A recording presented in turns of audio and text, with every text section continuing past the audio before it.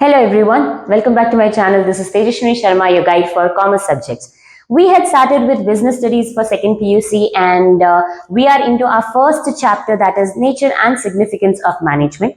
In today's video, we are going to learn about the objectives of management.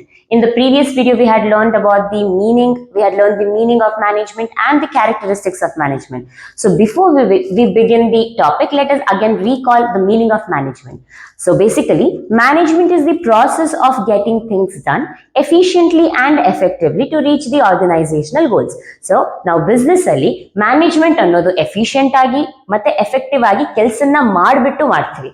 Okay, now in this topic we are going to understand the objectives of management. Andre now business ಅಲ್ಲಿ management ಅನ್ನೋದು ಮಾಡೋದು main objective ಏನು, main aim ಏನು, why do we do the management in the organization?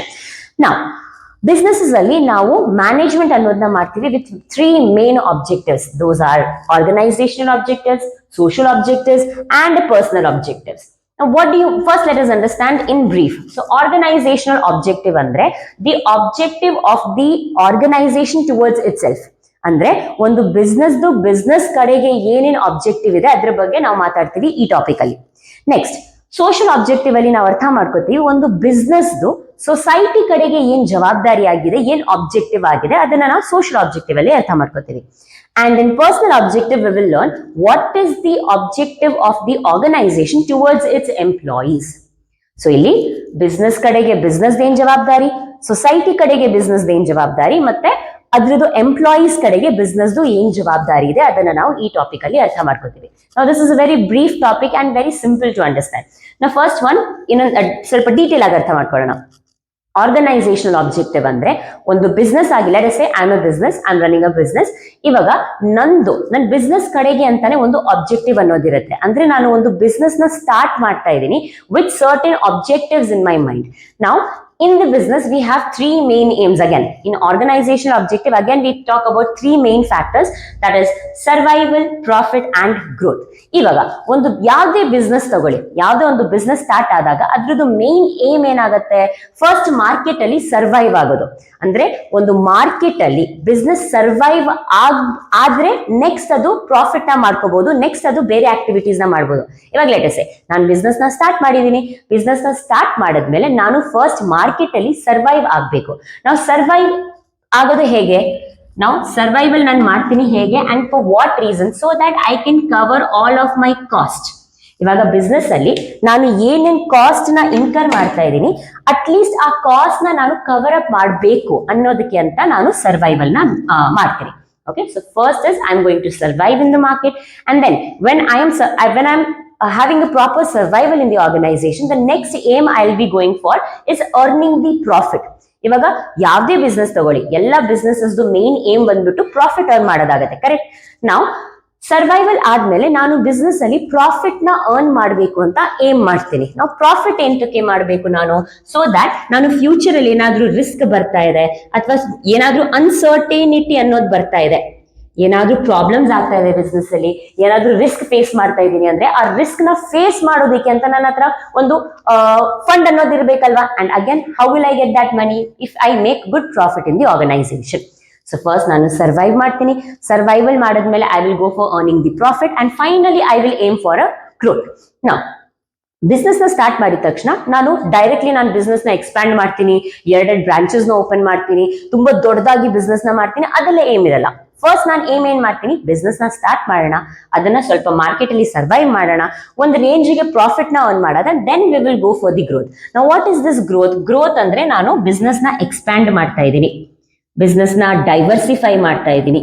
ನಾವು business ಅಲ್ಲಿ growth ಅಂದ್ರೆ ಏನು, lettuce ಸೇ ನಾನು ಬಿಸ್ನೆಸ್ ಅಲ್ಲಿ ಇಲ್ಲಿವರೆಗೂ ನಾನು ನನ್ನ ಬಿಸ್ನೆಸ್ ಅಲ್ಲಿ ಐ ಹ್ಯಾಡ್ ಓನ್ಲಿ 10 ಎಂಪ್ಲಾಯೀಸ್. ನನ್ನ ಬಿಸ್ನೆಸ್ ಅಲ್ಲಿ 10 ಎಂಪ್ಲಾಯೀಸ್ ಅಷ್ಟೇ ಇದ್ರು. ಇವಾಗ ನನ್ನ ಬಿಸ್ನೆಸ್ ಚೆನ್ನಾಗಿ ರನ್ ಆಗ್ತಾ ಇದೆ, ನಾನು ನನ್ನ ಬಿಸ್ನೆಸ್ ಅಲ್ಲಿ ಆಕ್ಟಿವಿಟೀಸ್ ನ ಗ್ರೋ ಮಾಡ್ತಾ ಇದ್ದೀನಿ. ಇವಾಗ ಆಕ್ಟಿವಿಟೀಸ್ ಜಾಸ್ತಿ ಆಗ್ತಿದೆ ಅಂದ್ರೆ ಅದನ್ನ ಮಾಡಕ್ಕೆ ನನಗೆ ಎಂಪ್ಲಾಯೀಸ್ ಕೂಡ ಬೇಕಲ್ವಾ. ಸೊ ಲೆಟ್ ಅಸ್ ಸೇ ನಾನು 10 ಇಂದ ನಾನು ಇವಾಗ 15 ಎಂಪ್ಲಾಯೀಸ್ ನಾನು ಎಂಪ್ಲಾಯ್ ಮಾಡಿದ್ದೀನಿ, ಅಂದ್ರೆ ಎಂಪ್ಲಾಯ್ಮೆಂಟ್ ಕೊಟ್ಟಿದ್ದೀನಿ, ಕೆಲಸ ಕೊಟ್ಟಿದ್ದೀನಿ, ಅಥವಾ 20 ಮೆಂಬರ್ಸ್ಗೆ ನಾನು ಕೆಲಸನ ಕೊಟ್ಟಿದ್ದೀನಿ.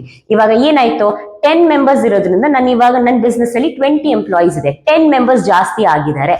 ಸೊ ನನ್ನ ಬಿಸ್ನೆಸ್ ಅಲ್ಲಿ ಏನಾಯ್ತು, ಗ್ರೋತ್ ಆಯ್ತು.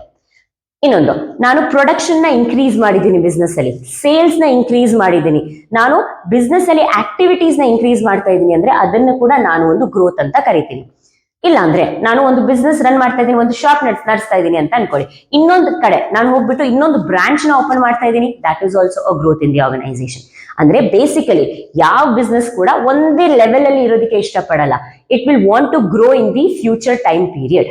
Okay, so first the organization objective says that what aims, what objectives the business has towards itself, and the first aim it's going to have is the survival in the competitive market. After survival it will want to earn the profit, and after earning profit it will want to do the growth in the organization. So business kadege ಏನು objective ಆಗಿದೆ ಅದನ್ನ organizational objective ಅಂತ ಕರಿತೀವಿ. Next second one says social objective. ನಾವು simple ಆಗಿ ಅರ್ಥ ಮಾಡ್ಕೊಳ್ಳೋಣ. ಇವಾಗ ಒಂದು ಬಿಸ್ನೆಸ್ ಎಲ್ಲಿ ಸರ್ವೈವ್ ಆಗ್ತಾ ಇದೆ? Business is surviving in the society. ಇವಾಗ ಸೊಸೈಟಿಯಲ್ಲಿ ಬಿಸ್ನೆಸ್ ಸರ್ವೈವ್ ಆಗ್ಬೇಕಾದ್ರೆ ಸೊಸೈಟಿ ಕಡೆಗೆ ಬಿಸ್ನೆಸ್ ಅನ್ನೋದೊಂದು ಜವಾಬ್ದಾರಿ ಇರುತ್ತಲ್ವಾ. ಇವಾಗ business is a part of society, and that is why the business has some responsibilities towards a society. So ಅದನ್ನ ನಾವು social objective ಅಂತ ಕರಿತೀವಿ. The business's objective towards the society is called as the social objective. ನಾ social objectives ಅಂದ್ರೆ business society ಕಡೆಗೆ ಏನೇನ್ ಜವಾಬ್ದಾರಿ ಇರುತ್ತೆ?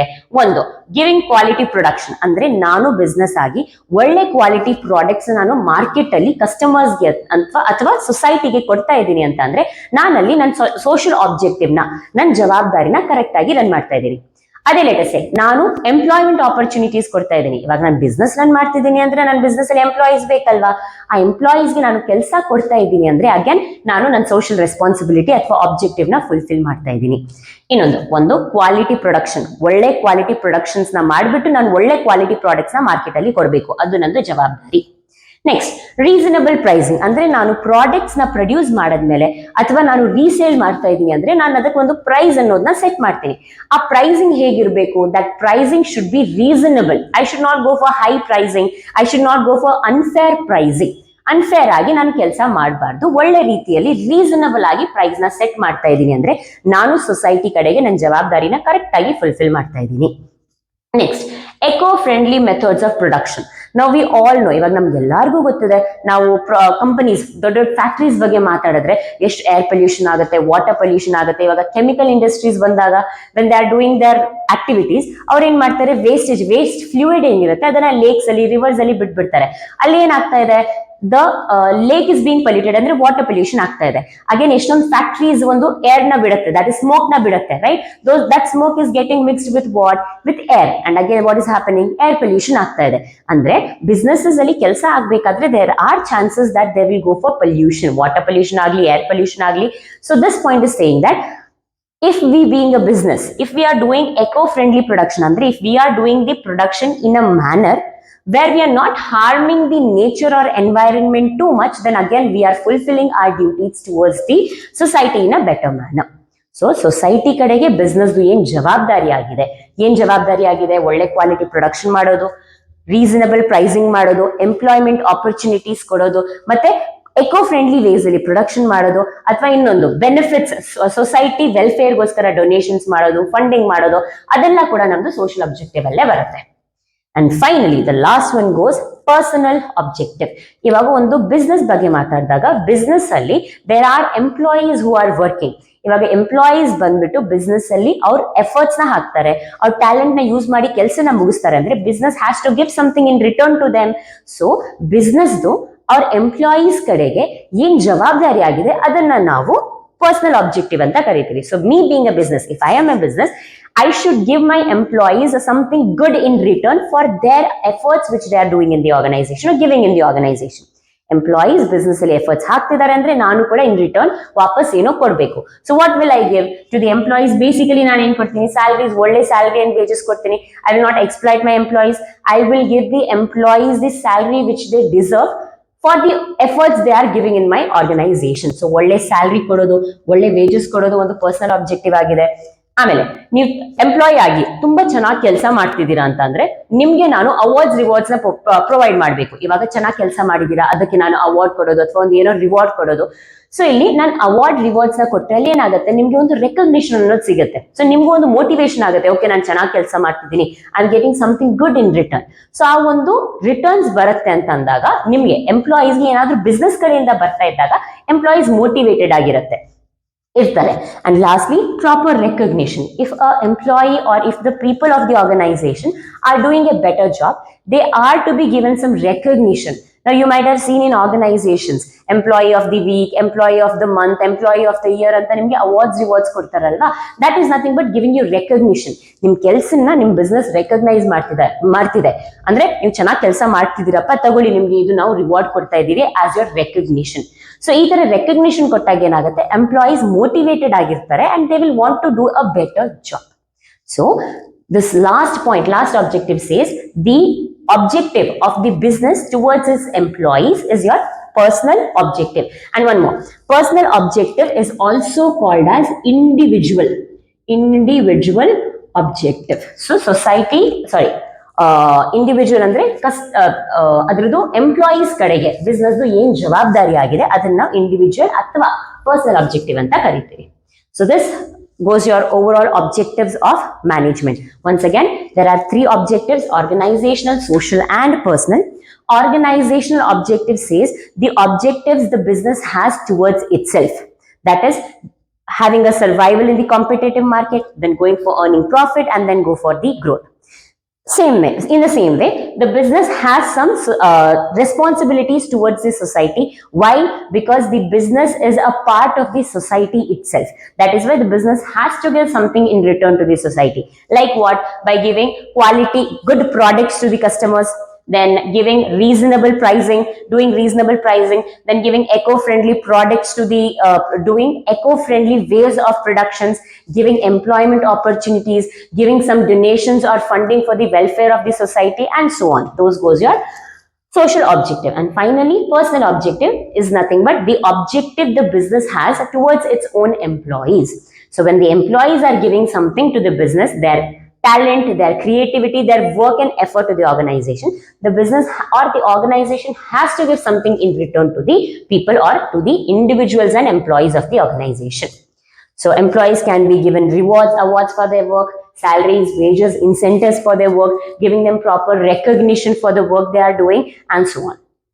So here completes our objectives of management, and in the next class we will be learning the nature of management, that is management as art, management as science and management as profession.